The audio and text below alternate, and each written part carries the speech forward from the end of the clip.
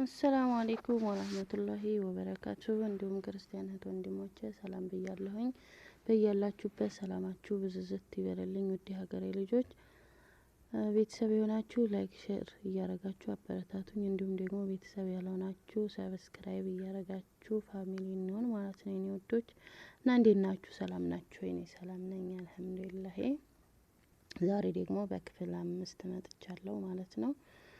ክፍል 5 ፊርዓውን የህዝቡን ሁኔታ ሲመለከት ሁሉም የሙሳ ነገር እንዳስደነገጠውና ህዝቡ ሁሉ ወደ ሙሳ እምነት እንዲገባ ስጋት አደረባቸው።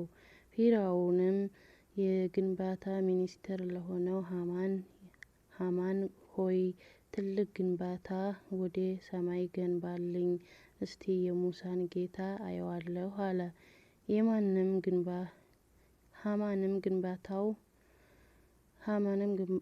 ሃማንም ግንባታው 7 አመታትን ያስቆጠረ በጣም ረጅም ህንጻ መገንባት ጀመረ። ሙሳ ይህንን ሲመለከት በውስጡ ስጋት አደረበት። ይህን ጊዜ አላህም ሙሳ ሆይ ዝም በለው፣ እሱ በ7 አመት የገነባውን በቅጽበት እደረምሰዋለሁ አለው። ግንባታውም ተገንብቶ ከተጠናቀቀ በኋላ አላህ ጅብሪልን አዘዘውና ጅብሪል ግንባታውን በቅጽበት ብትንትኑን አወጣው። ፊርዓውንም እጅጉን በመናደድ በኒ እስራኤሎችን ግብፃውያን እንዲያሰቃዩዋቸው ትእዛዝ ሰጠ። ግብፃውያንም ወሰንን ያለፈ ስቃይና እንግልት በበኒ እስራኤሎች ላይ ያደርሱባቸው ጀመር። በኒ እስራኤሎችም የሚደርስባቸውን ስቃይና እንግልት መቋቋም ሲያቅታቸው ሙሳ ዘንድ መላ እንዳላቸው ስሞታ አቀረቡ። ሙሳም እስራኤላውያን እንዲታገሱ እና ወደፊትም ድሉ ለነሱ መሆኑን አበሰራቸው። ሙሳ ምንም እንኳን ዘወትር ፊርዓውንን እና ህዝቦቹን ወደ አላህ ቢጠራም ከጥመታቸው ለአፍታ አልተወገዱም ነበር። አላህም ይህንን ሲመለከት ተከታታይ ዶፍ ዝናብ በመልቀቅ አዝዕርቶቻቸውንና ፍራፍሬዎቻቸውን እንዳልነበር አድርጎ በጎርፍ አጥለቀለቀባቸው። ግብፃውያንም ሙሳ ጋር በመሄድ እባክህ ጌታህን ለምንና ይህንን መቅሰፍት አስወግድልን፣ ይህንን ይቅር ብሎን ካስወገደልን እኛም እናምናለን፣ እስራኤላውያንን እንለቅልሃለን አሉ። ሙሳም አላህን በመማፀን ዝናቡ እንዲቆም አደረገላቸው። በጎርፍ የተጥለቀለቁትም ፍራፍሬዎችና አዝርቶች ዳግም አቆጠቆጡ። ከዚያም ግብፃውያን ደግሞ ወደ ክህደታቸው ተመለሱ። አላህም ያን ጊዜ የአንበጣ መንጋ ለቀቀባቸውና አዝርቶቻቸውን ፈጀባቸው። ግብፃውያን አሁንም ወደ ሙሳ በመሄድ የተለመደውን ቃል በመግባት ልመናቸውን ቀጠሉ። ሙሳም እሺ ካመናችሁ ጌታዬን እለምንላችኋለሁ በማለት አላህን ተማጽኖ የመጣውን በልአ አላህ አነሳላቸው። መቅሰፍቱ ሲወገድላቸው አሁንም ወደ ቀድሞ ክህደታቸው ተመለሱ። አላህም ምንም አይሳነውምና የነቀዝ መንጋ ለቀቀባቸው። ያስቀመጡትን እህል እንዳለ ፈጀባቸው ሚበሉትን እስኪያጡ ድረስ።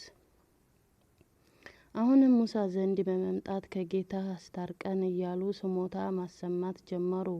ሙሳም ዱአ አድርጎላቸው ነቀዙ ከግብጽ ምድር ጠፋላቸው። ነቀዙ ሲጠፋ እነሱም ዳግም ወደ ክህደታቸው ተመለሱ። አላህም የእንቁራሪት መንጋ ለቀቀባቸው። ድስቶቻቸውን፣ ምግቦቻቸውንና ቤቶቻቸውን እንቁራሪቶች ለጉድ ወረሯቸው። ይህንንም መቋቋም ሲያቅታቸው ወደ ሙሳ በመሄድ ካሁን በኋላ አይለምደንም በማለት የተለመደውን ቃል ገቡለት። ሙሳም ጌታውን ለምኖ መቅሰፍቱን አስወገደላቸው። ነገር ግን ልክ በመቅሰፍቱ እንደተወገደላቸው ነበር ግብፃውያን ወደ አመጻቸው ዳግም የተመለሱት። ያን ጊዜ አላህም የግብፃውያንን ውሃ በደም በከለው።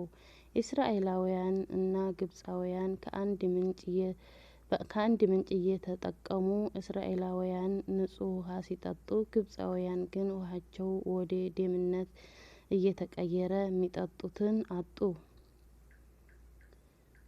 እነዚህ ከሃዲያን አሁንም መሸሻ የላቸውምና ዳግም ወደ ሙሳ በመሄድ ልመናቸውን አጠናክረው ቀጠሉ።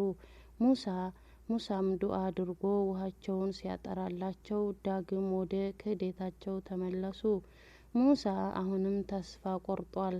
እሱም እጁን ወደ ላይ አነሳና ጌታችን ሆይ አንተ ለፊርዓውንና ለሹሞች በቅርቢቱ ሕይወት ጌጥን እና ብዙ ገንዘቦችንም በእርግጥ ሰጠህ። ጌታችን ሆይ ከመንገድህ ይሳሳቱ ዘንድ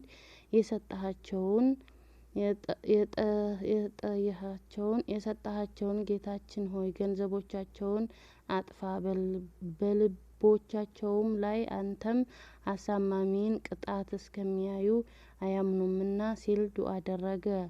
አላህም ንብረቶቻቸውን ሁሉ ነፍጓቸው ጌጣጌጦቻቸውንና ፈረሶቻቸውን ብቻ አስቀረላቸው።